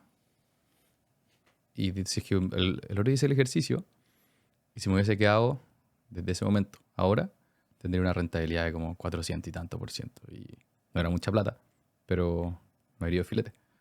Pero no aguanté. Estábamos con un amigo de la U, todos los días nos hablábamos, y me metí a Buda para ver las transacciones. Eran como la contención emocional. Y no funcionó tanto porque me duró un mes y medio. Y ahí me salí. Y después como que miré Bitcoin de lejos, mucho tiempo. Pasaron varios bull run entre medio. Entró ARK diciendo casi que Bitcoin es el futuro. Nayib Bukele también metiéndolo como moneda nacional. Michael Saylor. También. Y ahí con Francisco ya llevamos varios capítulos, creo que este es el 80 y algo. Y es un tema grande, un tema que a la gente le interesa también, quizás con la idea de hacerse ricos rápido, que es una idea que no comparto, pero había que hablar de eso igual. Y como nosotros no éramos expertos, dijimos, vamos a buscar a gente experta. Y ahí fue donde llegamos a Jaime Bunsley, de Buda, que esa entrevista para mí es una joya. Es una persona muy inteligente que piensa muy de primeros principios. Mm. Y eso lo valoro mucho. Y al final hicimos un compendio para ver distintas perspectivas de Bitcoin. Y que generó en mí pensar en qué tanto yo invierto en Bitcoin, como el porcentaje de mi portafolio, y según qué tan convencido estoy de la tecnología. Así terminé hasta el día de hoy. Si estoy, en mi caso, muy a favor de Bitcoin, 5, 10%. Ujú.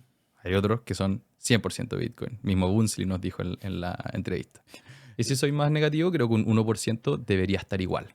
Esa parte de la entrevista para mí es oro puro, porque cuando le preguntaron cuánto estaba alocado en Bitcoin y les contesta eso, ustedes quedaron como, ¿qué decimos ahora? Aquí hay alguien que piensa cómo funciona el mundo de una forma completamente distinta a la nosotros.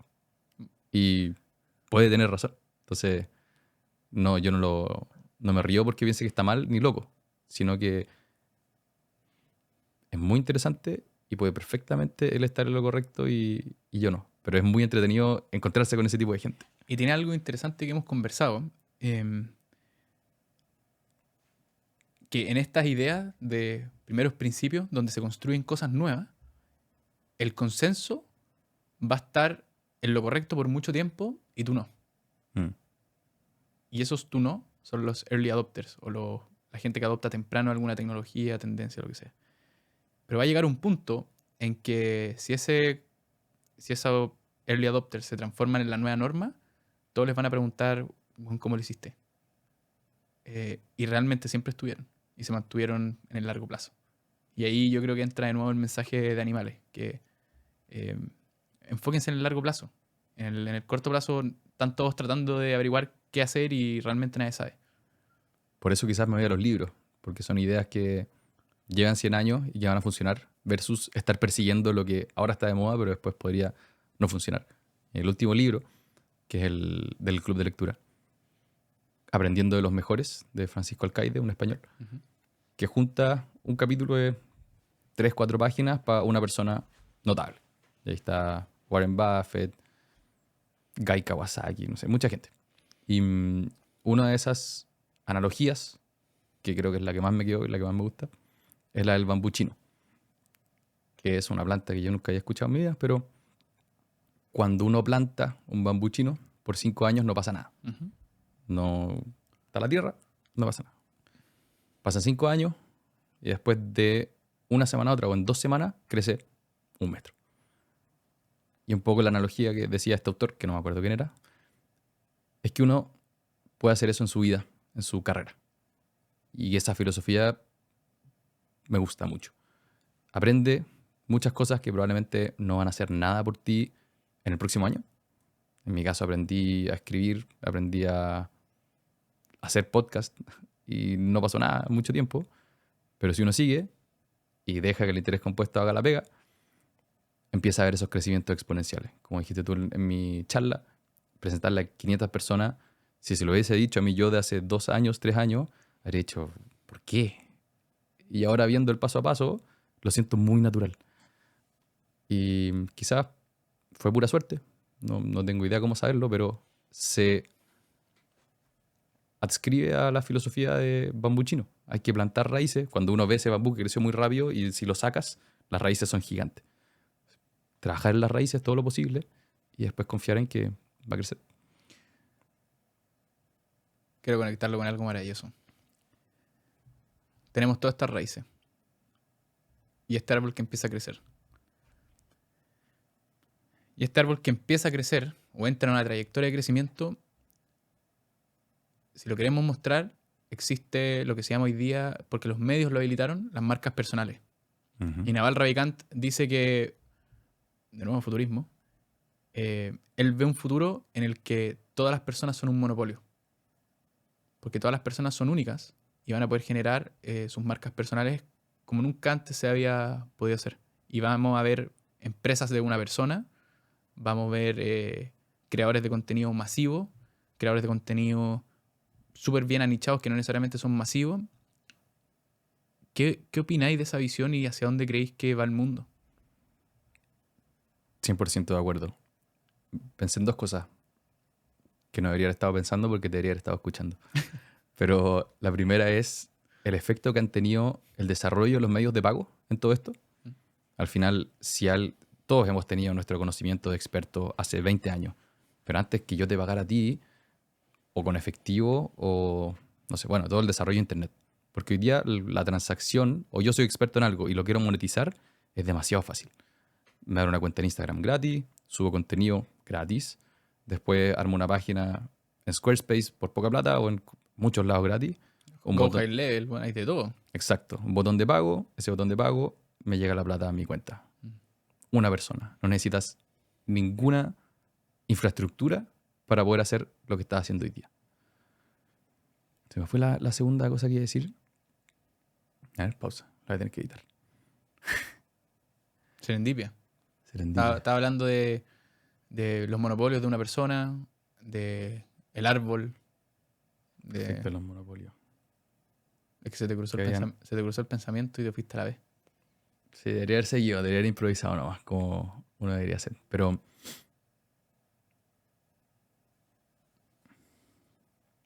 ¿qué era esto? No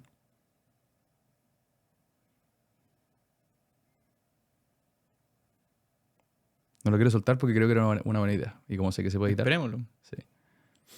Puede ser que vuelva.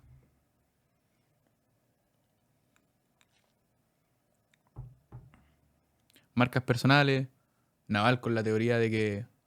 de hecho, ni siquiera debiésemos editarlo. Debe ser parte del El proceso creativo de... Ya me acordé. Mira. Hasta que llegó. Mira. Lo otro que es importante es un artículo de Kevin Kelly. Kevin Kelly fue el editor de la revista Wired. Es como un viejo sabio a esta altura. Y ese artículo se llama 1000 verdaderos fans. 1000 true fans. Y él habla un poco de ser de los pioneros de esta industria de creación de contenido y marca personal. Él dice, si tú tienes 1000 personas que les cobra, creo que era, no sé. Bueno, al final, el punto es que llegáis a un sueldo de $100.000 al año. Ujú. Era sido $80 al mes o algo así. Con eso, tú ya puedes vivir extremadamente bien en Estados Unidos, que es un país caro. Entonces, haciendo como el análogo a Chile, si yo quiero vivir con un sueldo de 2 millones de pesos y cada persona me paga 100.000 pesos, necesito 20 personas. O si me pagan 10.000 pesos, necesito 200 personas. Con eso estoy listo. Y eso yo creo que es un concepto que antes no tenía mucho en la cabeza. No necesitas ser un creador gigante con 500.000 seguidores para nada. Y me imagino que lo has vivido con el podcast, que una persona de las que te escucha te puede hacer toda la diferencia. No solamente, quizá uno se imagina un creador de contenido que vende un curso y que no sé qué. Hay infinitas formas de monetizar esto y de vivir de esto.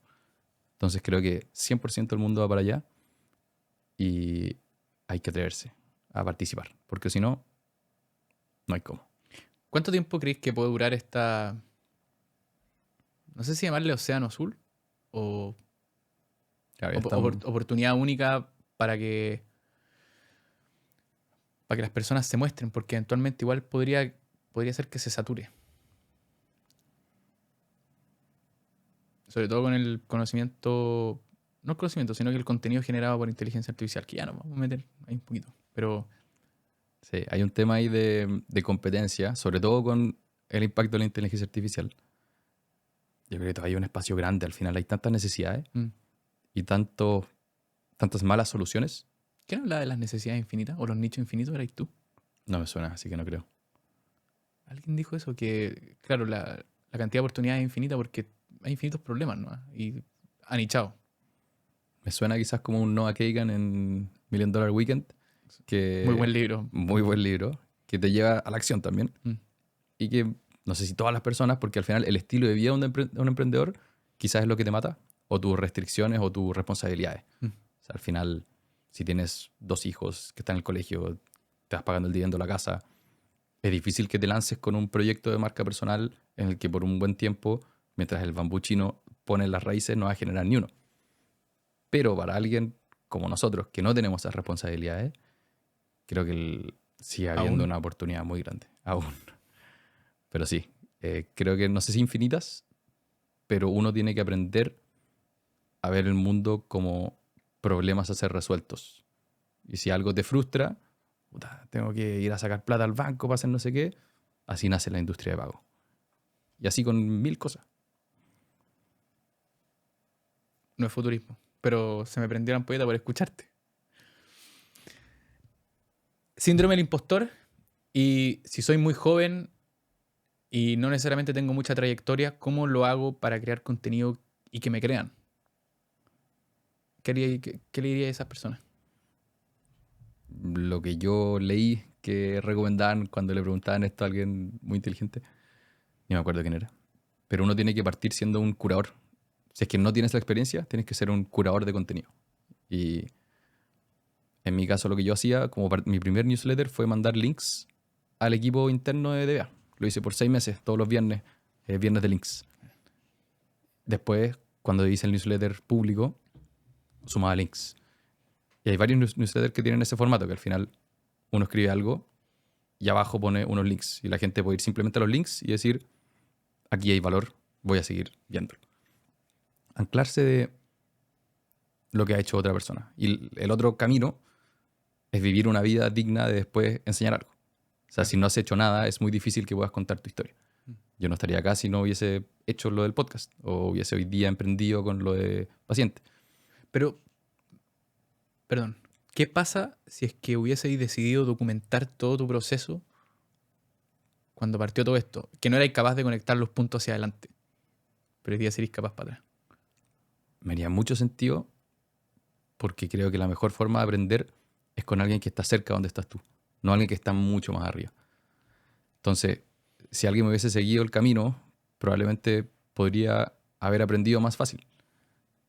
Y es un buen concepto porque uno tiene el síndrome del impostor de que no vale la pena lo que yo comente Mm. porque va a estar mal, pero quizás es mejor que esté mal porque está más parecido a como piensa el modelo mental de la otra persona. Así que sí, quizás es un llamado a que todos seamos un poco menos vergonzosos, compartamos lo que creemos siempre y cuando no sean estupideces. Aunque puedan ser estupideces, en verdad. También. Mira, yo creo que tenéis razón. Hay varios caminos. Está el camino de documentar procesos. Y puede ser procesos personales, como procesos de, oye, quiero ir a resolver tal problema que ya está definido y yo quiero ir a atacarlo. Y voy a ver en el camino cómo lo hago, pero quiero documentarlo. Creo que tenía eso.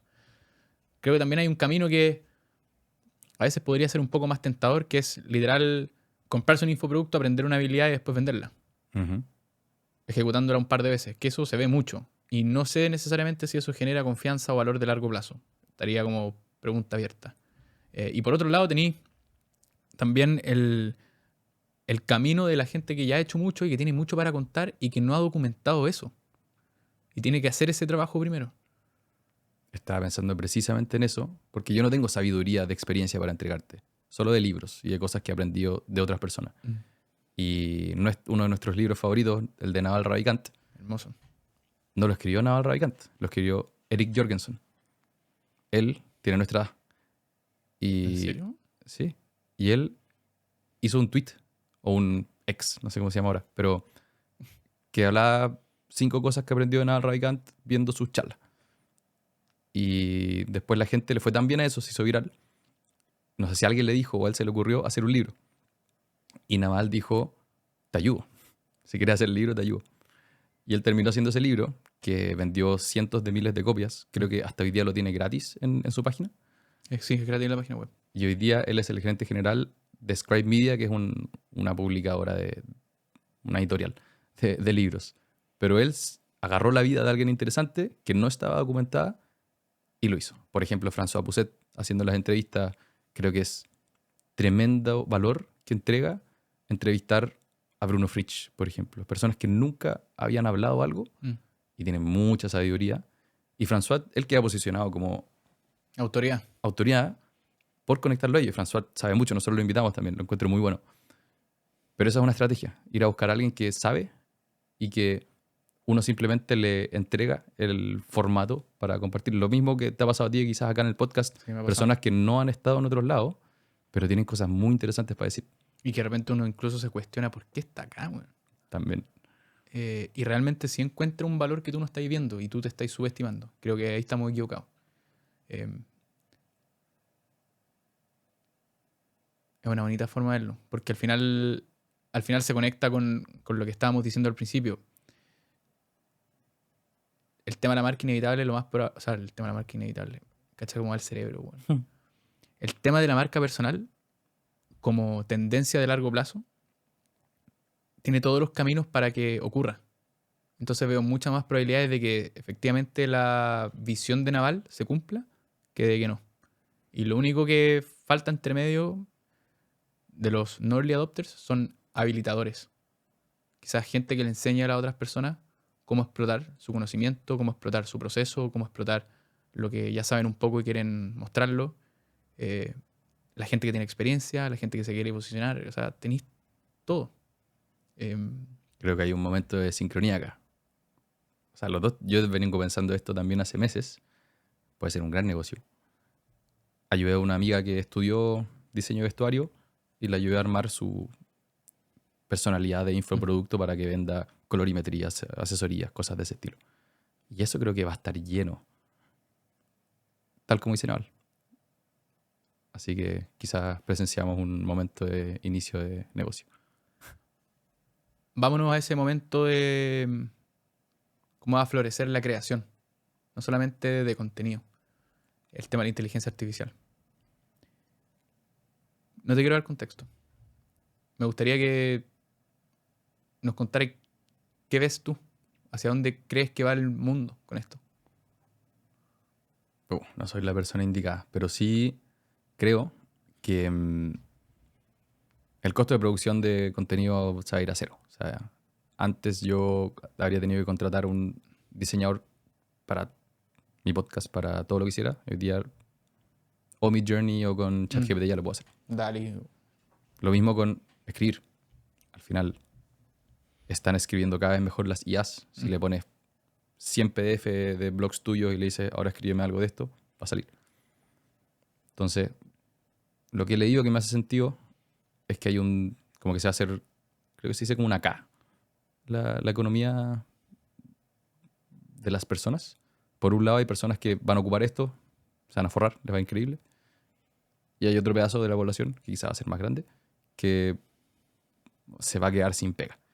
Y ahí yo no sé bien en el largo plazo cómo se llega a un equilibrio, si es que logramos una situación quizá más positiva de que no van a trabajar, pero igual van a tener plata, entonces van a estar tranquilos. Quizás me he quedado solamente en de aquí a 5 años, que creo que eso va a pasar. Va a ser antes de lo que creamos, probablemente. Tal como ha avanzado OpenAI y todo esto en los últimos 2 años, creo que los próximos 2 ya vamos a ver efectos grandes. Pero un poco es una separación entre quienes se aprovechan y quienes no. Que al final es la práctica del crecimiento exponencial.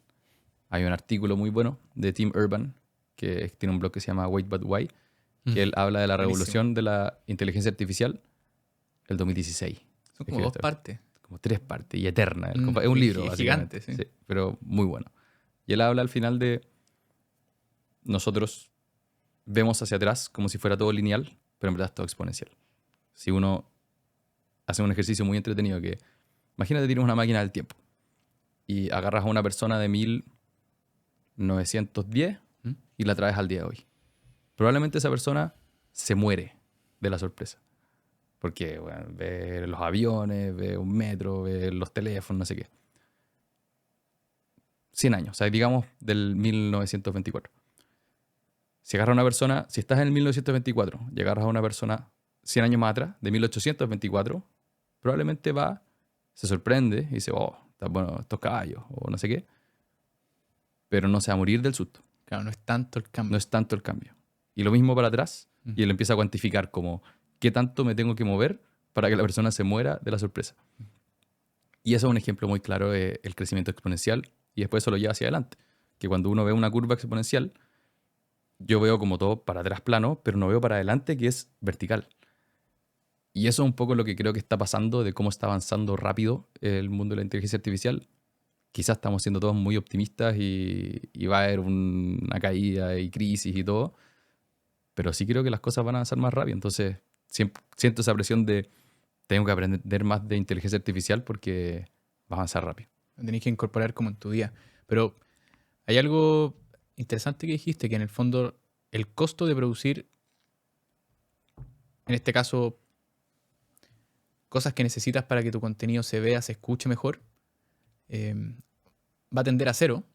Yo creo que eso no solamente va en esa industria, yo creo que va en todas. Hablaba con un doctor que me decía, que creo que lo dijo en el podcast incluso, decía, yo con un avatar de inteligencia artificial dando el mismo consejo técnico médico podría atender a miles de millones de personas en simultáneo y mi costo de la consulta tendería a nada. ¿Cachai? Pero finalmente lo que busca el ser humano muchas veces en la consulta médica es consuelo. No sé si eso lo vamos a poder romper. Lo dejo como abierto. Pero sí creo que en muchos de los trabajos que estamos acostumbrados a hacer, ya no vamos a necesitar hacerlo. Y me quiero colgar de una idea que la dicen, es muy clásica en las inversiones. Nosotros tendemos a sobreestimar el corto plazo y subestimar el largo. Y creo que hace mucho sentido con lo que acabáis de decir del artículo de Wait But Why. Wait But Why, eso. De Tim Urban. Que en el fondo, claro, puede pasar que la inteligencia artificial parta con todo y sea todo como muy novedoso y de repente viene este como valle de, oye, no pasó mucho, pero en el largo plazo, mi impresión es que vamos a tender a una sociedad en que el trabajo tal como lo conocemos no va a ser necesario. Y ahí entran en juego estas preguntas de, bueno, ¿cómo vamos a generar ingresos? ¿Cuál va a ser el sentido de la vida? Porque además vamos a tener muchos otros problemas resueltos que probablemente son los que ya sabemos que hemos avanzado mucho en el tema de las enfermedades, la longevidad, vidas más largas sin necesariamente trabajar, y todos esos van a ser problemas nuevos, que no son problemas de lo que decís tú, el artículo de una persona de 1940. Incluso las AFP también tratan de resolver un problema que es un poquito más moderno. ¿Qué pensáis de eso? Es verdad, es muy nuevo el problema de la AFP. Los 70 en el mundo, que no es nada, si uno lo piensa como en el periodo largo. Sí creo que no soy tan optimista quizá. No me acuerdo bien de dónde era no sé si Ford, ponte tú, pero alguien de por ahí, que decía o a ver si antes, pero con la imprenta, ¿Mm? trabajaban en promedio, antes de la imprenta, 30 a 40 horas al día. Él dijo, con la creación de la imprenta, vamos a bajar a 15 horas al día. Ese es mi pronóstico. ¿Mm? Porque optimizar qué tan buenos somos para hacer la pega. En la práctica, trabajamos más. ¿Por qué? No sé si es porque hay más problemas y tenemos más ganas de solucionarlo. Si es que al desarrollarse el planeta hay más personas también y hay más riqueza y todos queremos ser más ricos y eso nunca va a terminar. Me cuesta pensar que todos vamos a estar tranquilos sin trabajar con la naturaleza de envidia y ganas de querer mejorar del ser humano. La curiosidad. Sí. Bueno, probablemente Musk es el primero en tratar de contestar esa pregunta porque quiere hacer que la conciencia sea multiplanetaria y por lo tanto tenemos que salir de la Tierra. Mm. Y ahí es una industria, digamos, totalmente nueva. A lo que voy con el tema de la tecnología y la inteligencia artificial es que en algún minuto va a ir más rápido que nosotros y quizás hasta piense por nosotros. Y nosotros, o quizás vamos a tener un rol de hacerle buenas preguntas en base a nuestra curiosidad y así vamos a hacer avanzar más la civilización o derechamente vamos a inventar algo que nos sustituya. Me cuesta, yo creo que es normal, no tenemos cómo ver ese camino todavía. Pero en cómo va encaminado, ¿cuál es tu esperanza? Me acordé de una historia nagger, ¿Mm? pero hay un libro muy bueno de ciencia ficción que también me gusta. La gente También va a quedar loca relación. con la cantidad de libros que he citado en el capítulo. Que es entretenido. Pero este es como, no es nada de superación ni nada, sino Ujú. que es el Hitchhiker's Guide to the Galaxy. O Uy, el Elon Musk lo recomienda, no lo he leído nunca. Es un libro de comedia. Yo me leía en voz alta cuando leía esta cuestión. ¿Ya? Y resulta ser que desarrollan una inteligencia artificial tan potente que le voy a hacer una pregunta de lo que sea. Se va a demorar 10 años en traer la respuesta, pero la va a traer. Entonces lo que dicen los compadres es cuál es la respuesta al mundo, el universo y todo. Y la respuesta es 42. Y todos se quedan así como, ¿42 qué, po? Y tienen que esperar 10 años más para hacer la pregunta como, bueno, ¿cuál es la pregunta cuya respuesta es 42? No me he leído todos los libros, son varios en la serie, pero va un poco en, no sabemos ni lo que queremos al final. Queremos las respuestas, pero no tenemos idea ni cuáles son las preguntas que queremos hacer. Que es un poco lo que dijiste de, vamos a tener que mejorar nuestra capacidad de hacer preguntas. Quizás cada vez eso va a ser más importante. Uy, se me prendió la ampolleta. Ya, con esta cerramos. Nuestro querido Alex Hormozzi dice que si el éxito estuviese garantizado, en la forma que tú quieras definirlo, puede ser monetario, puede ser a nivel de desarrollo personal, puede ser a nivel de relaciones, lo que sea. Y tienes que hacer todo el trabajo previo sin mucha recompensa. ¿Ya? ¿Has adoptado tú ese framework de pensamiento y has tomado acción en tu vida mirando eso? Sabiendo que eventualmente el éxito en lo que tú estás buscando está garantizado. A ver si entendí bien la pregunta. Es, Quizás le hice mal. independiente Dime. del resultado, si yo hiciera todo lo que me llevaría a ese resultado. Claro. Primero pensé que ibas a preguntar como cuál era tu forma de éxito personal y pensaba en independencia y progreso. ¿Ya? Creo que serían mis dos grandes valores en ese sentido. Y viendo lo que he hecho, sobre todo los últimos 2 años, ha sido cada vez más independencia y mejora. Creo que sí. Y al final leyendo hartos libros de lo que la gente en su biografía, lo que sea, lo monetario te ayuda hasta cierto punto, pero no te genera una sensación de bienestar. Sí, las relaciones, sí, aprender, la buena salud, puras cosas que no se pueden comprar. Entonces, yo creo que sí he hecho o he avanzado en ese camino y lo haría de nuevo 1000 veces. Aunque no estuviera garantizado el éxito, porque mm, eh, quizás no hay que decirlo en voz alta. A mí me reta la Isi cuando digo como, oye, que está bueno tu turno. Al parecer en el mundo de la salud eso automáticamente hace que el turno esté malo. Pero yo no he tenido ninguna gran desgracia en mi vida. Pero si me llegara a pasar algo, me muero mañana, no sirve nada que haya juntado mucha plata. Po. Mm. No importa que lo que haya hecho, lo haya hecho presente.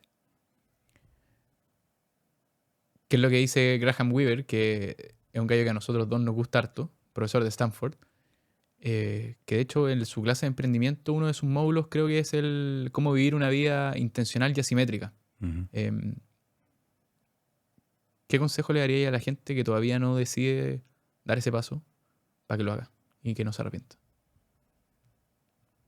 Acaba de ser la charla arranque, así que estoy muy sesgado por ese mensaje, que al final eran 3 mensajes, pero el primero para mí es el que más me gusta, de un libro, que se llama La guía de la vida del rastreador de leones, de Lion Tracker's Guide to Life, recomendado por Tim Ferriss, volviendo un poco al inicio de la Y que lo conversación. recomendaste en un capítulo de podcast de Animales Financieros. Yo me acuerdo de haber escuchado. Increíble ese libro. ¿Mm? Y el ejercicio mental que te hace es, piensa, imagina que hay un león aquí. No estamos en Santiago, sino que estamos en Sudáfrica. ¿Cómo encontráis ese león? Sin teléfono, sin GPS, sin nada. Tienes una gran misión, dice Party, que es el autor. Buscar una primera pista. Ojalá que esa pista sea una huella de león al lado tuyo, la raja. Probablemente no va a ser así. Puede ser pelo que quedó atascado en un arbusto. Puede ser un pájaro que está cantando de una forma distinta. Puede ser muchas cosas. El problema es que nunca vemos esas pistas. Y así aprendió Barty lo hacían caminar y ver doble clic cada cosa que estaba viendo. O sea, le decían, anda a buscar pistas para allá. Y yo lo vi y decía, mira, hay una huella de ciervo. No. Mira. Y tenía que estar 1 hora mirando. Y la huella de ciervo, aparte tenía una marca de una lagartija y tenía una huella de pájaro, que el pájaro está en el árbol de allá. Y al final el mensaje es que las pistas están, pero muchas veces nosotros no estamos dispuestos o con la percepción lo suficientemente activa, Rick Rubin. estilo Rick Rubin, como para seguir esa pista. Entonces el consejo es que busquen una pista y la sigan. En mi caso fue leer, me gustó, me llevó a escribir me llevó al podcast, el podcast me llevó a conocer gente, el conocer gente me llevó a emprender. Y hoy día estoy mucho más feliz y siento que avanzo y soy mucho más independiente de lo que era antes de seguir esa primera pista. Así que busquen una pista. Para ustedes puede ser correr, puede ser, no sé, infinidad de cosas. Pero eso. Pablito, Busquen una pista. espero que... No sé si puedo estar algún día en los Animales Financieros en el capítulo 300 y tantos mil, bueno, no sé cuánto van a llegar. Cuando tengáis tu nicho, Y ojalá hagamos una parte 2 más adelante. feliz. Hasta la próxima. No sé si vamos a hablar 2 horas antes de grabar, eso sí. Si te gustó este episodio, suscríbete para que tengamos más y mejores historias.